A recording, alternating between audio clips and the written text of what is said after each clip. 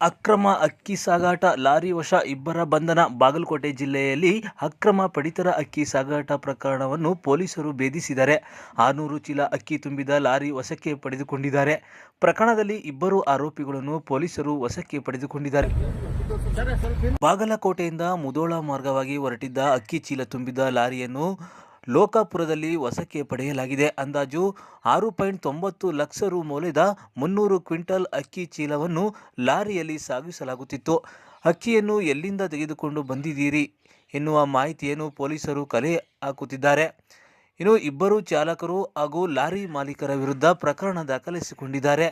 ಇನ್ನು ಪೊಲೀಸರು ಬಿಳಗಿ ಪಟ್ಟಣದ ಪ್ರಶಾಂತ ಬೆಣ್ಣೋರ, ಕುರ್ತಿ ಗ್ರಾಮದ ಸಬ್ಬೀರ್ ಭಗವಾನ್ ವಿರುದ್ಧ ಎಫ್ಐಆರ್ ದಾಖಲಾಗಿದೆ.